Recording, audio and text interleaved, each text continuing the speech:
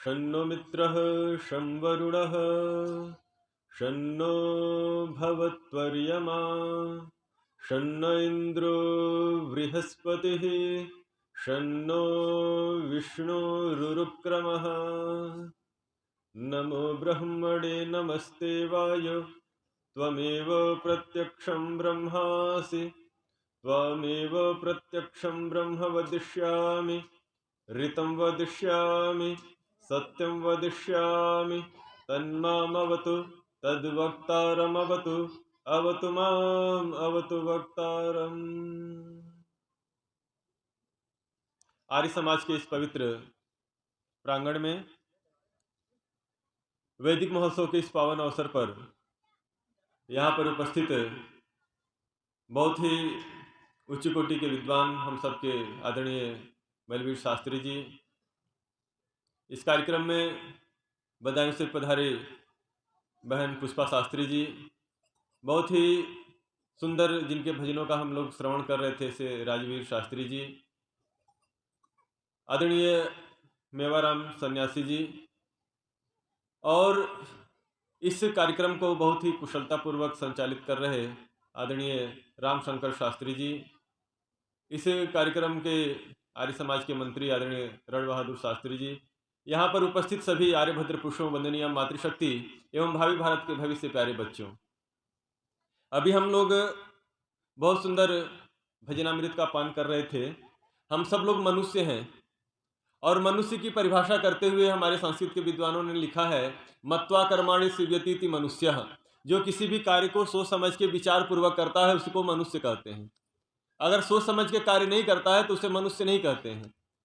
मनुष्य शरीर पाकर के भी यदि हमने विचार नहीं किया क्या सही है क्या गलत है, तो ये तन केवल मनुष्य का है, लेकिन ये कार्य राक्षसों के, जानवरों जैसा ये मनुष्य कार्य करने लगता है। इसलिए इससे बचने के लिए हमें विचार करना चाहिए, और विचार करने का शक्ति और सामर्थ्य परमात्मा ने यदि किसी प्राणी को दिया है तो केवल मनुष्य को ही दिया है। इसलिए हम सब लोग विचार करें। यहाँ पर आए हुए हैं तो विचार करने के लिए आए हैं। तो विचार ये करना है कि वास्तव में हम इस दुनिया में क्यों आए हैं, क्यों जी, यहाँ आए क्यों। आजकल देखेंगे जिस किसी को भी तो कौन क्या कर रहा है, कहाँ आ रहा है, कहाँ जा रहा है, क्या कर रहा है, किसी को कुछ पता ही नहीं चल रहा है। आज का हर व्यक्ति अपने आप में इतना व्यस्त है कि कहीं चलिए सत्संग में तो उसके पास समय नहीं है। भागम भाग की जिंदगी है, दौड़ रहा है, जा रहा है। पूछो कहाँ जा रहे हो तो उसे पता नहीं, जीवन का लक्ष्य ही नहीं पता है कि मुझे जाना कहाँ है। बहुत सुंदर किसी कवि ने लिखा, सोना जाना, खाना जाना, पीना जाना, उठना जाना, बैठना जाना, सब कुछ जाना, लेकिन उसको न जाना जिसके पास तुझे जाना है, उसको न जाना जिसके पास तुझे जाना है। हम जो है विचार नहीं करते। आज का व्यक्ति बहुत कुछ सीखता है, बहुत कुछ जान लिया है, लेकिन किस लिए इस दुनिया में आए हैं, जीवन का क्या उद्देश्य है, उस पर विचार नहीं करते हैं। आइए हम थोड़े से समय में विचार करते हैं। जिस महर्षि दयानंद का गुणगान अभी गाया जा रहा था शास्त्री जी द्वारा, वो महर्षि दयानंद ने अपना घर छोड़ दिया, उनके अंदर वैराग्य की भावना हुई, तो वो किन कारणों से हुई और उनके जीवन का जो शोध था, उनके जीवन का जो उन्होंने समाज को दिया है मुख्य रूप से, वो क्या दिया है उस पर विचार करेंगे। जब ऋषि दयानंद छोटे थे तो उनके बहन की और चाचा की मृत्यु हो जाती है। उनके चाचा से बहुत लगाव था, बहन से भी बहुत लगाव था। जब दोनों की मृत्यु हो जाने के बाद उनके मन मस्तिष्क में ऐसी भावना उत्पन्न होती है कि कौन सा इस शरीर के अंदर ऐसा तत्व है जिसके रहने पर ये हमारे साथ बोलते हैं, बातचीत करते हैं, और निकल जाने के बाद ये कुछ बोल नहीं रहे हैं। घर के परिवार के लोग सब रो रहे होते हैं, लेकिन उस समय स्वामी दयानंद विचार कर रहे होते हैं, क्योंकि वो विचारशील प्राणी थे। विचार करने चाहिए। जैसे आप सब लोगों ने देखा होगा कि न्यूटन ने खोज किया, क्या चीज का, गुरुत्वाकर्षण का पता लगाया। कैसे पता लगाया, सेव गिरा तो नीचे क्यों गिरा, ऊपर क्यों नहीं चला गया, बीच में क्यों नहीं अटक गया। ये सोचने लगा, विचार करने लगा, उसके बाद वो वैज्ञानिक शोध करके बताता है अंदर गुरुत्वाकर्षण की शक्ति है, इसलिए वो फल नीचे गिरा। ऐसे ही ऋषि दयानंद के मन मस्तिष्क में बात आई कि आखिर इस शरीर के अंदर कौन सा तत्व है जिसके निकल जाने के बाद इसका बोलना, चलना, उठना, बैठना सब कुछ बंद हो जाता है। उसको पता लगाने के लिए मैं प्रयत्न करूंगा, प्रयास करूंगा। उनके अंदर वैराग्य की भावना उसी समय जागृत हो जाती है। तो इसके अंदर, इस शरीर के अंदर जो आत्म तत्व है, जो आत्मा है, उसको पता लगाने के लिए ऋषि दयानंद को वैराग्य उत्पन्न हुआ।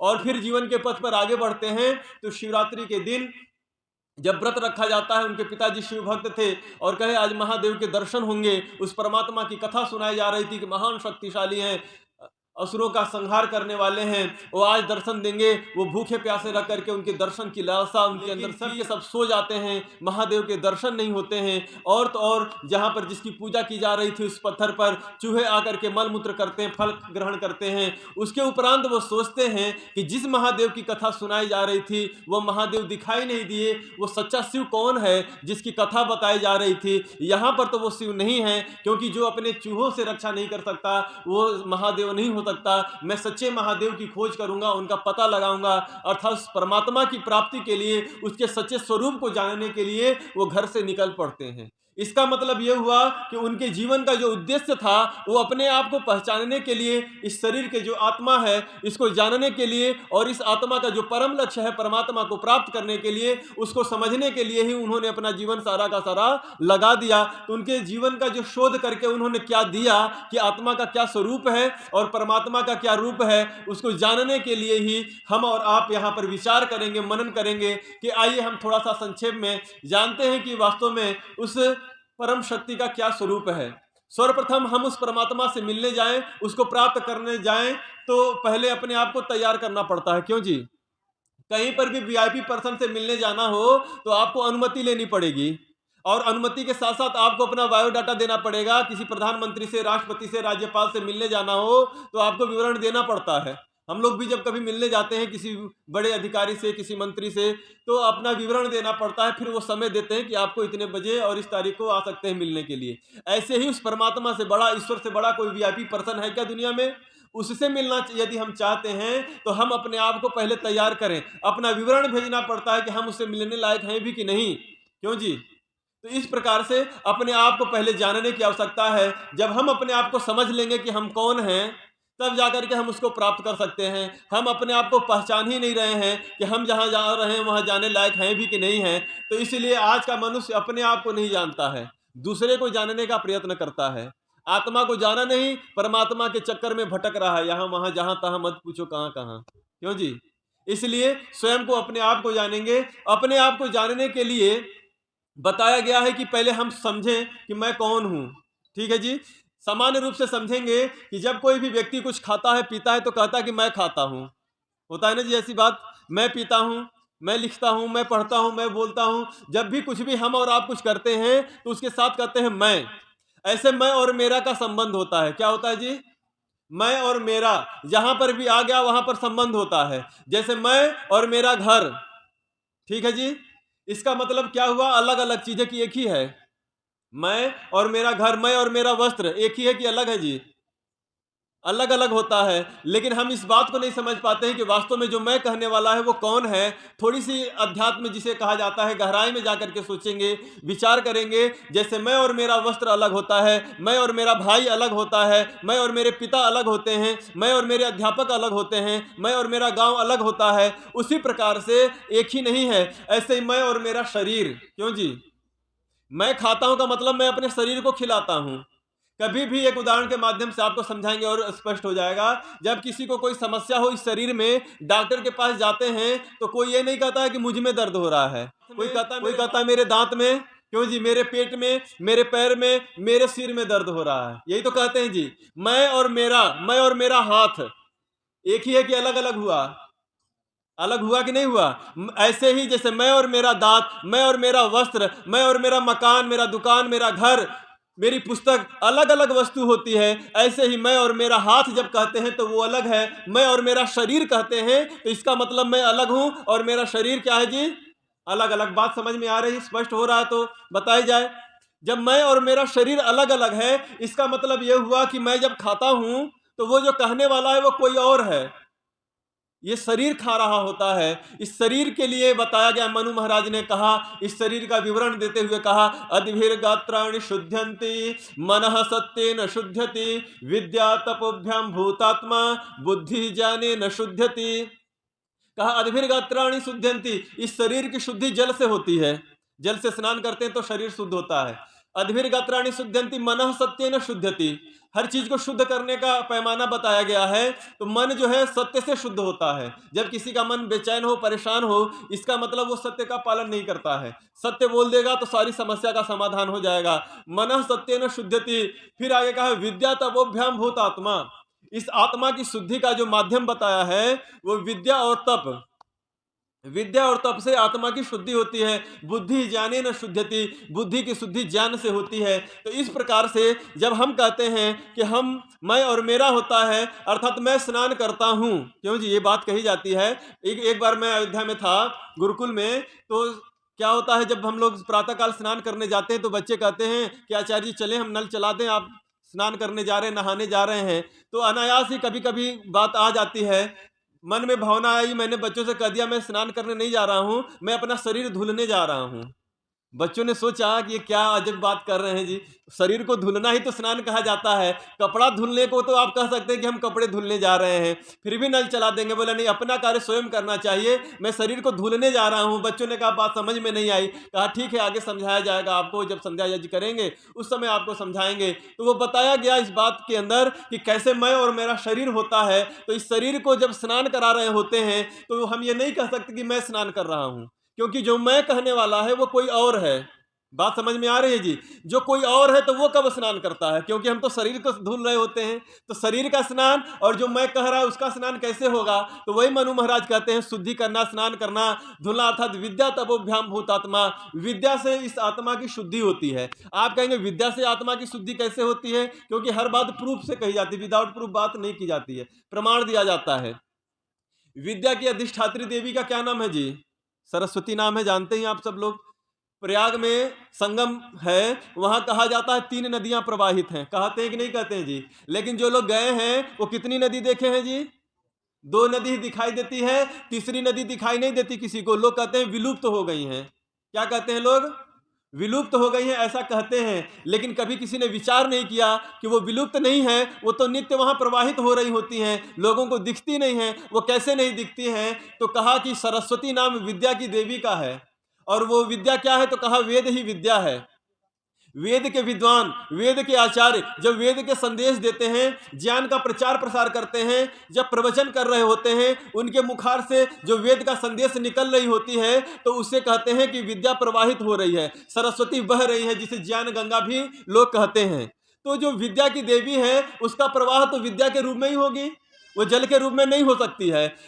इसी प्रकार से वहां जब कोई व्यक्ति तीर्थ स्थलों पर जाता है तो वहां पर जल गया है तो जल में स्नान करेगा ही, नदी में। लेकिन वहां पर साधु संत महात्मा विद्वान तपस्वी आचार्य जो लोग होते हैं उनके सामने बैठ करके जब हम ज्ञानार्जन करते हैं, उनके मुख से वेद रूपी विद्या का अध्ययन कर रहे होते हैं, तो वो क्या होता है? वो सरस्वती उस समय प्रवाहित होती हैं। लेकिन लोग धीरे धीरे अज्ञानता की ओर बढ़ते चले गए। पहले के लोग ऋषि मुनियों के आश्रमों में, गुरुकुलों में, आचार्यों के शरण में जाया करते थे और उनसे विद्या अध्ययन करते थे। धीरे धीरे यह परंपरा बंद हो गई और लोग भ्रमण करने, आजकल टूर पे हर व्यक्ति जाना चाहता है, घूमने गया, घूम करके नदी में स्नान करके चला आया, कभी भी सरस्वती में स्नान नहीं किया, तो उसका त्रिवेणी का स्नान पूर्ण नहीं होता है जी। त्रिवेणी का स्नान तभी पूर्ण होगा, गंगा यमुना में स्नान किया और वेद रूपी विद्या जहां पर प्रवाहित हो रही है, जहां पर कथा प्रवचन हो रहा है। इस बात के लिए कि जब विद्वानों के मुख से ज्ञान प्रवाहित हो रहा होता है उस समय सरस्वती नदी प्रवाहित होती है। आप कहेंगे आचार्य जी अपनी तरफ से बात कर रहे हैं, क्यों जी?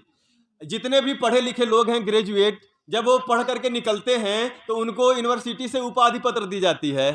ठीक है जी, ग्रेजुएट लोगों को उपाधि पत्र देते हैं। किसी भी विषय से कोई BA BSc BCom कर लेता है तो उसे उपाधि पत्र मिलती है, क्यों जी? चाहे वो कला वर्ग से करे, विज्ञान से करे या कॉमर्स से करे, स्नातक लोग बैठे हुए होंगे, तो वो जो उपाधि पत्र दिया जाता है उस उपाधि पत्र में क्या लिखा रहता है जानते हैं आप लोग? सबको मिला है जो लोग पढ़े हैं, BA BSc BCom कर लेते हैं शास्त्री, तो उन्हें उपाधि पत्र दिया जाता है। उस पर क्या लिखा था बोलिए जरा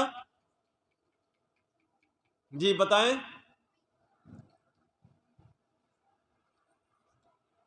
कृष्ण मुरारी जी, उन्हें स्नातक कहते हैं। अगर कला से किया तो कला स्नातक, विज्ञान से किया तो विज्ञान स्नातक, कॉमर्स है ना, वाणिज्य स्नातक, BA BSc BCom को उस विषय में स्नातक कहा जाता है। क्या कहते हैं जी? स्नातक का मतलब हमने BA कर लिया, ग्रेजुएशन कर लिया, अंग्रेजी में शब्द बोलते हैं, लेकिन कभी किसी ने विचार नहीं किया कि हमें स्नातक की उपाधि दी गई। जब मेरी शिक्षा पूर्ण हो गई, शास्त्री मैंने कर लिया, तो अयोध्या में गुरुजनों ने, आचार्यों ने मिल करके क्या किया? उपाधि पत्र दिया कि अब आप शास्त्री जी हो गए, आपकी शिक्षा पूर्ण हो गई, आपका समावर्तन संस्कार किया जा रहा है, आज से आप स्नातक हैं। मैंने विचार किया उस समय कि जो व्यक्ति जैसा कार्य करता है उसको काम वैसा नाम दिया जाता है। क्यों जी? जो गाता है उसको गायक कहते हैं, जो लिखता है उसको लेखक कहते हैं, जो पढ़ता है उसे पाठक कहते हैं, जो चलाता है उसको चालक कहते हैं। मैं विद्यालय में पढ़ने आया तो पाठक की उपाधि देनी चाहिए थी। क्यों जी? लेकिन यहाँ पर स्नातक की उपाधि दी जा रही है। स्नातक शब्द का अर्थ होता है स्नातक वही स्नातक, जिसने स्नान कर लिया है वो स्नातक है। स्नातक का क्या अर्थ होता है जी? बोलिए। जिसने स्नान कर लिया है उसको स्नातक कहा जाता है। तो जितने बीए, बीएससी, बीकॉम लोग हैं उनको नहाए हुए का उपाधि दी जाती है। स्नातक का क्या अर्थ हुआ जी? बोलिए। इसका मतलब क्या हुआ कि जब तक कोई बीए नहीं किया, क्या नहाया नहीं है जी? स्नान नहीं किया था क्या? प्रतिदिन स्नान करते हैं, लेकिन उस समय नहाए हुए का स्नान करने की उपाधि जो है बहुत पहले से दी जा रही है। क्यों जी? ऐसा नहीं कि विश्वविद्यालय के कुलपति ने अभी कुछ वर्षों से लागू कर दिया हो या किसी ने बना दिया हो। ये बहुत प्राचीन परंपरा है कि जिसकी विद्या पूर्ण हो जाती है उसको स्नातक की उपाधि दी जाती है। तो आखिर स्नातक की उपाधि क्यों दी गई? इसका मतलब ये हुआ कि वो जो है विद्या रूपी सरस्वती में स्नान किया था, प्रतिदिन पढ़ने जाता था, लेकिन इस शरीर को धुल करके जाता था, स्नान नहीं करता था। क्यों जी? उसका शरीर स्नान कर रहा होता था, लेकिन जो उसकी आत्मा है उसका स्नान नहीं माना जा रहा था। वो प्रतिदिन पढ़ने जाता था स्कूल में। गुरुजन जब विद्या पढ़ाते थे, शिक्षा देते थे, उनके मुखारविंद से जो विद्या प्रवाहित होती थी उसमें स्नान करते करते करते करते जब उसकी विद्या पूर्ण हो जाती है उस समय कह दिया इसने स्नान पूरा कर लिया, ये स्नान कर चुका है। अर्थात वेद रूपी विद्या में स्नान किया, ज्ञान में स्नान किया। तो आज पढ़े लिखे लोगों को जो उपाधि दी जाती है, मैं अपने तरफ से तो कोई बात नहीं कह रहा हूं जी कि विद्या में स्नान किया जाता है, उपाधि के माध्यम से भी यह सिद्ध किया जाता है कि जब हम ज्ञान अर्जन करते हैं, जब हम पढ़ रहे होते हैं, गुरुजन जो हमें शिक्षा देते हैं उन अध्यापकों के जो ज्ञान प्रवाहित हुआ था उसमें हमारा स्नान पूर्ण हुआ है। इसलिए जितने पढ़े लिखे लोग हैं उनको शिक्षित कहा जाता है, उनको द्विज कहा जाता है, उनको स्नातक कहा जाता है। तो ये आज के बाद से आप समझ के जाएंगे कि वास्तव में हम स्नातक क्यों कहे जाते हैं, क्योंकि हमारा स्नान हुआ है किसमें? विद्या में। पढ़े लिखे लोगों का समाज के प्रति क्या दायित्व है इसका बोध होना चाहिए। तो हम विचार कर रहे थे कि अपने आप को समझने के लिए, पहचानने के लिए कि उस स्कूल में तो आप पढ़ने जाते हैं, लेकिन वास्तव में जिसने आर्य समाज रूपी स्कूल में शिक्षा नहीं ग्रहण की उसकी शिक्षा अधूरी हो जाती है। क्योंकि उन स्कूल में जो लोग पढ़ने जाते हैं वहां पर केवल साक्षर बनाया जाता है। क्या बनाया जाता है? बोलिए। साक्षर का अर्थ होता है जिसको अक्षर आ जाए। क्या आ जाए जी? ठीक बता रहा हूं बात मैं।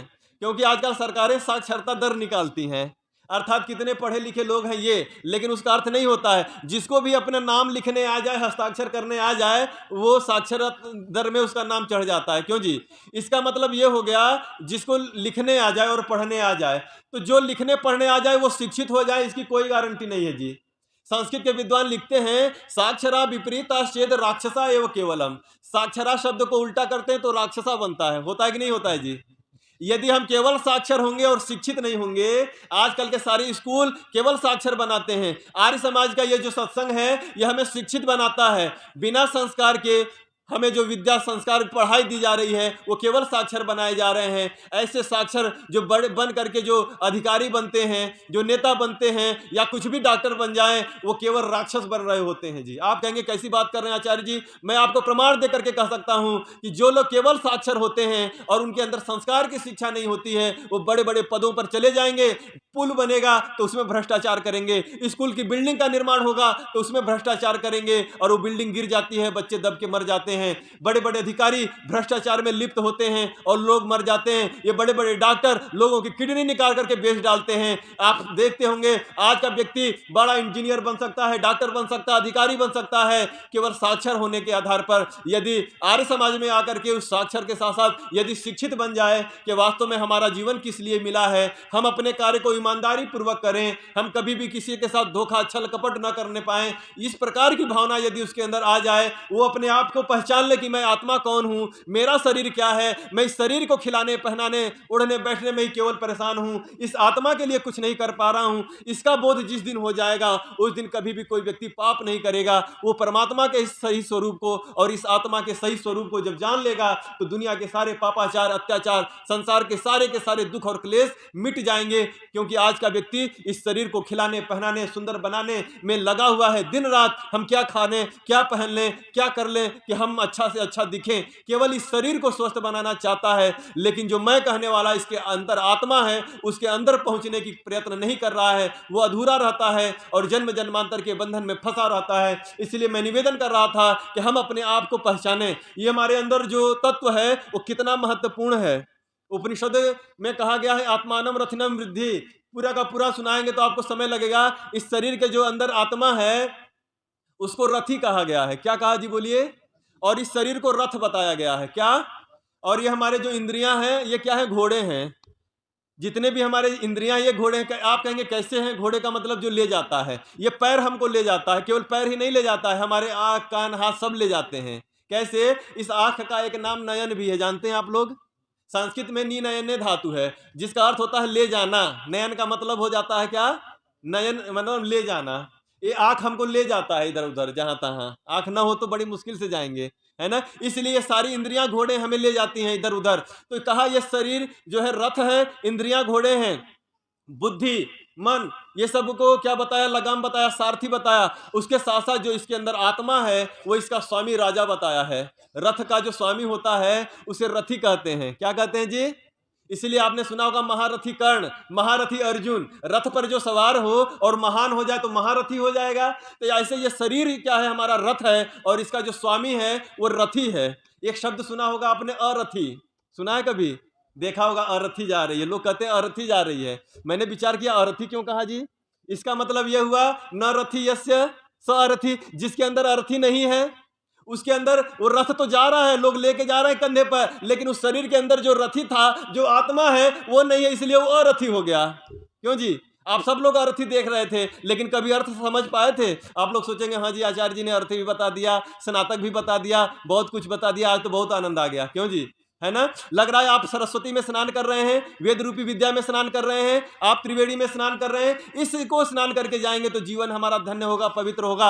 इस प्रकार से इस शरीर के अंदर जो आत्मा है वो रथी है। इसके लिए तो एक और मंत्र मुझे स्मरण आ रहा है। वेद का मंत्र है अष्टाचक्र नवद्वारा देवानाम पुर अयोध्या। कहा 8 चक्र और 9 द्वार वाली ये जो नगरी है परमात्मा ने दी है, इसको अयोध्या कहते हैं। बहुत से लोग कहते हैं आचार्य जी आप अयोध्या से आए हैं, आप अयोध्या वासी हैं। मैंने कहा इस वेद मंत्र के आधार पर हर कोई अयोध्या वासी है। सब लोग भगवान राम के भक्त हैं। क्यों जी? जैसे भगवान राम अयोध्या के राजा हैं, हर व्यक्ति अयोध्या का राजा है, क्योंकि वेद का मंत्र कहता है देवानाम पुर अयोध्या। ये जो हमारा शरीर है ये अयोध्या है। 8 चक्र होते हैं जो योग साधना के द्वारा हम अपने कुंडलियों को जागृत करते हैं, साधना करते हैं। और 9 द्वार होते हैं हमारे शरीर के, आँख, कान, नाक, मुख, जिससे जो है प्रदूषण और चीजें आदान प्रदान होते हैं। इस प्रकार से 9 द्वार और 8 चक्रों वाली ये जो नगरी दी है परमात्मा ने, इसको अयोध्या कहा है। अयोध्या का एक शब्द का अर्थ होता है जहां पर कभी युद्ध नहीं हो सकता है, जिसको कभी किसी ने विजय नहीं प्राप्त किया है, उसको अयोध्या कहते हैं। मैंने विचार किया कि परमात्मा ने ये नगरी दी है हमें अयोध्या, शरीर हमारा, इसमें रहने वाला कौन है जी? आत्मा। जो रथी है वो इसमें रहता है और इसमें युद्ध करके कोई और नहीं प्रवेश कर सकता। वेद के मंत्र के अनुसार अयोध्या शब्द का अर्थ हुआ कोई इस शरीर के अंदर जो आत्मा है, इस आत्मा के अतिरिक्त कोई और आत्मा घुस जाए, ये वैदिक सिद्धांत के विपरीत है जी। ये कभी भी सत्य नहीं हो सकता है। लेकिन बहुत से लोग, आपने सुना होगी कथा कि शरीर के अंदर आत्मा निकल गई, दूसरी आत्मा प्रविष्ट हो गई, उसने बातचीत किया, अपना कार्य किया, अपना कार्य सिद्ध करके फिर आगे किया। ये कपोल कल्पित है, ये कभी भी सत्य नहीं हो सकता है। और दूसरी बात यह है जो समाज में भूत प्रेत जादू टोना का जो पाखंड फैलाया जा रहा है, इस वेद के मंत्र को न समझने के कारण हो रहा है। इस नगरी में कोई और प्रवेश कर ही नहीं सकता। एक बार कोई निकल गया तो फिर कभी भी प्रवेश नहीं कर सकता है। गीता में भगवान श्री कृष्ण ने कहा नैनम छिंदन्ति शस्त्राणि नैनम दहति पावकः। इस शरीर को तो हम काट सकते हैं, फेंक सकते हैं, जला सकते हैं, लेकिन जो इसके अंदर जो आत्मा है उसको कभी भी कोई मार नहीं सकता। वो तो अजर है, अमर है। इसलिए मरता तो केवल शरीर है जी। कौन मरता है जी? शरीर है। ये आत्मा का जन्म होता है, नया शरीर मिलता है। जैसे हम इस शरीर का वस्त्र कपड़ा पुराना होता है तो बदल देते हैं, नहीं भी पुराना हुआ फट जाए तो भी बदल देते हैं। ऐसे ये शरीर है हमारा, जब हम बूढ़े हो जाते हैं तो बदल देते हैं, बूढ़े नहीं हुए एक्सीडेंट हो गया तो भी बदल देते हैं। इस प्रकार से परिवर्तन का क्रम चला हुआ है। तो हम अपने आप को पहचाने कि हमारे रहने का निवास स्थान क्या है जी, ये शरीर है। इसके शरीर के अंदर ही आत्मा का निवास स्थान है, अन्यत्र कभी भी कोई व्यक्ति बाहर नहीं रह सकता है। अभी तक हम लोगों ने इतनी बात समझ ली है कि इस शरीर में ही आत्मा का निवास स्थान है। बात क्लियर हो गई सबको? किसी को ना हुई हो तो बता दीजिए, और भी उदाहरण देके समझाया जा सकता है। इतनी बात तो सबको समझ में आ गई, मैं अलग हूं और मेरा शरीर अलग है। जो मैं कहने वाला है वो इस शरीर के अंदर है। उसी प्रकार से कैसे अलग है? जब यह बात सिद्ध हो गई है कि मैं इस शरीर के अंदर रहता हूं, तो अब आइए आत्मा के बाद परमात्मा को समझते हैं। परमात्मा को समझने के लिए भी बहुत समय चाहिए, लंबा। लेकिन एक ऐसा हम शब्द बोलेंगे जिस शब्द पर हर कोई उस पर क्या है, सहमत है। जितने भी मत हैं, मजहब हैं, हर कोई इस बात को लेकर के सहमत है कि परमात्मा का वास संसार के कण कण में है। यह हर कोई मानता है। आर्य समाज के लोग केवल इतना मानते हैं कि परमात्मा निराकार है, सब जगह है, यहाँ भी है, वहाँ है, सब जगह है। दूसरे लोग ये कहते हैं कि परमात्मा सब जगह भी है और एक जगह भी है, ऐसा कहते हैं। लेकिन हम वो बाद में उनकी बात का निराकरण करेंगे। यहाँ पर हम केवल एक बात पकड़ते हैं कि हर व्यक्ति जिस पर सहमत है उस बात को लेकर के अभी चलते हैं। दुनिया के लोग इस बात को लेकर के सहमत हैं कि परमात्मा का वास संसार के कण कण में है। ठीक है जी, हम भी इस बात पर सहमत हैं। तो आइए, हम आत्मा हैं और परमात्मा तो परम सत्ता है, उससे मिलना चाहें तो कहाँ मिल सकते हैं? हर व्यक्ति चाहता है, उसमें जीवन का उद्देश्य है परमात्मा से मिलना। उससे मिलने के लोग पहाड़ों पर कहाँ कहाँ जाते हैं, आते हैं। अब जब भी किसी को कहीं मिलना होता है तो हर व्यक्ति आमने सामने होगा तभी तो मिल पाएगा जी।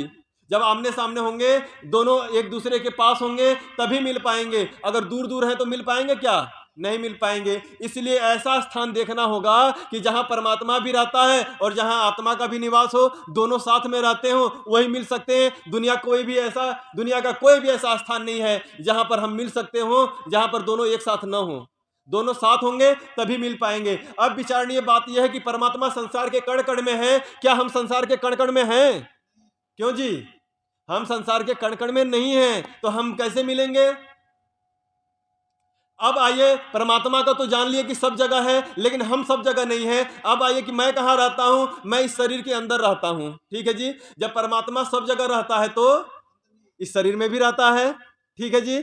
इस शरीर, उपनिषदों में बहुत से विद्वानों ने इस शरीर में, कई लोगों ने कई उल्लेख देते हैं। कोई कहता है कि मस्तिष्क में ईश्वर आत्मा का वास है, कोई कहता है कि हृदय में वास है, कोई कहता है पूरे शरीर में वास है। कई जगह अलग अलग उल्लेख मिलते हैं, लेकिन इस बात को लेकर के सहमत है कि आत्मा इस शरीर में है, चाहे पूरे शरीर में हो या हृदय में हो या मस्तिष्क में हो। इस बात को लेकर के हम सहमत हैं कि आत्मा इस शरीर में है और परमात्मा पूरा संसार में है। और जैसे संसार के कण कण में है तो इस शरीर में भी है। इसलिए उस परमात्मा से मिलना हो तो इस शरीर में ही मिल सकते हैं, दुनिया में और कहीं भी नहीं मिल सकते हैं। और यही किया भी जाता है। भगवान से, परमात्मा से जब भी मिलने की बात आती है तो इस शरीर में ही मिलते हैं। चाहे दुनिया के किसी भी कोने में चले जाएं, लोग पहाड़ों पर चढ़ करके जाते हैं तो वहां पर भी जाकर के क्या करेंगे? भगवान के सामने हाथ जोड़ेंगे और आंखें बंद कर लेंगे। क्यों जी? करते हैं कि नहीं करते हैं? दुनिया में किसी भी पद्धति का पूजा का पाठ करने वाला, किसी भी मत का हो, मजहब का हो, हर कोई इस वैदिक सिद्धांत का पालन करता है। जब कभी भी भगवान का स्मरण करेगा तो आंखें बंद करता है जी। इसका मतलब क्या हुआ? वो अंदर जाने का प्रयास कर रहा होता है। करता है कि नहीं करता है? यदि वो पहाड़ों पर चढ़ करके यदि भगवान के शरण में गया, हम और आप कोई मिलते हैं तो आंख से आंखें मिला करके बात करते हैं। यदि आंख से आंख नहीं मिलाया तो उसे असभ्य कहा जाता है, मूर्ख है, जो अशिष्ट व्यक्ति है, जो सामने से बात नहीं कर रहा है, मेरी अवहेलना कर रहा है।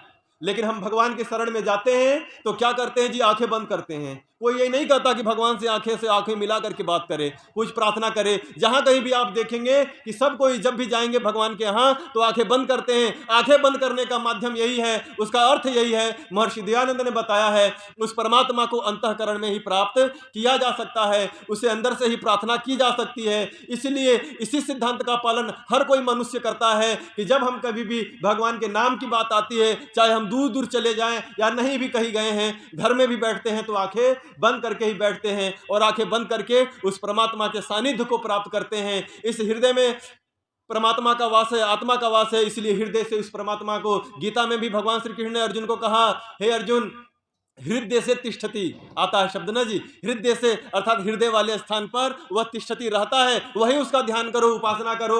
जब हम लोग ब्रह्म यज्ञ करते हैं, संध्या करते, उपासना करते हैं, तो आंखें बंद करके उस परमात्मा के प्रार्थना करते हैं, प्रभु हमें शक्ति देना, सामर्थ्य देना कि हम अपना और समाज का उद्धार कर सकें, कभी भी गलत कार्य नहीं करें, क्योंकि गलत करेंगे तो गलत का परिणाम हमें भोगना पड़ेगा। इसलिए परमात्मा से शक्ति की याचना की जाती है, बुद्धि की याचना की जाती है, विद्या और बल की याचना की जाती है। इस तरह से हम लोगों ने देखा कि हम कैसे अपने आप को पहचाने कि आत्मा का क्या स्वरूप है। आत्मा का निवास स्थान ये शरीर है, परमात्मा का पूरा संसार है। संसार में रहते हुए परमात्मा इसमें रहता है, तो यहां मिल सकते हैं। जैसे यदि परमात्मा किसी मूर्ति में है तो क्या हम मूर्ति में हैं जी? परमात्मा फोटो में है तो क्या हम फोटो में हैं? परमात्मा यदि डिब्बे में है तो हम डिब्बे में हैं क्या? परमात्मा पहाड़ पर है लेकिन हम पहाड़ पर नहीं हैं, इसलिए हम वहां नहीं मिल सकते हैं। परमात्मा जब संसार के कण कण में है तो लोग कहते हैं कि भगवान तो मूर्ति में भी है, तो हम ये नहीं कहते कि भगवान मूर्ति में नहीं है, लेकिन हम मूर्ति में नहीं है जी। हम वहीं मिलेंगे जहां मैं हूं और मेरा प्रभु है, वहीं मिल सकते हैं। और इसलिए मूर्ति पूजा का विरोध आर्य समाज इसलिए करता है। कभी भी आपने देखा होगा कि आर्य समाज का आंदोलन बड़े बड़े चले, वो कभी भी मंदिरों का विरोध नहीं किया, कभी भी महापुरुषों के चित्र रखने का, उनकी मूर्ति का विरोध नहीं किया। मूर्ति के नाम पर जो पाखंड फैलाया जा रहा है, जो भोली भाली जनता को बहला के फुसला करके आडंबर किया जा रहा है, उसका शोषण किया जा रहा है, भूत प्रेत जादू टोना के नाम पर, फलित ज्योतिष के नाम पर अनेक प्रकार के लूट जो मचाए गए थे, उस लूट के विरुद्ध आर्य समाज एक क्रांति का बिगुल बजाता है, बताता है कि आर्य समाज कि ईश्वर का क्या स्वरूप है, आत्मा का क्या स्वरूप है। इससे आइए हम पहचाने और आगे हम अपने जीवन के लक्ष्य को पहचाने। तो इस समय के लिए इतना ही संदेश कि हम अपने आप को पहचाने हैं और परमात्मा को इसी अंतःकरण में प्राप्त कर सकते हैं। बाकी उसका क्या स्वरूप है आगे के सत्र में आपके बीच प्रस्तुत करने का प्रयत्न करूंगा। बहुत सुंदर आए हुए सभी लोगों के लिए हम प्रभु से कामना करते हैं, परमात्मा सबके जीवन में सुख दे, शांति दे, समृद्धि दे। इस गांव के बच्चे पढ़े लिखे महान बने, शिक्षित बन करके केवल साक्षर ही न बने, क्यों जी, केवल साक्षर ही न बने, शिक्षित बने। वो शिक्षित तभी बन सकते हैं, संस्कार की शिक्षा तभी आ सकती है जब हम इस सत्संग में आएंगे और वेद रूपी विद्या के माध्यम से अपने आत्मा को प्रदीप्त करेंगे, उसे चमकाएंगे, इस रथी को महारथी बनाएंगे। हमारे शास्त्री जी इसीलिए इस आयोजन करते हैं कि हर कोई रथी महारथी बने, हर कोई अर्जुन बने, हर कोई राम जैसा बने, श्री कृष्ण जैसा बने। तो इसी आशा विश्वास के साथ इस देश के बच्चा बच्चा राम बने, राम बन करके इस देश को आगे बढ़ाए और वैदिक संस्कृति के पताका को फहराए। तो अंत में हम यही कहेंगे कि जिसने बदली दिशा जगत की, धरती और आकाश की, जय बोलो ऋषिवर दयानंद की, जय सत्यार्थ प्रकाश की। इन्हीं शुभकामनाओं के साथ पुनः आप सबके मंगलमय जीवन की कामना। ओम शम।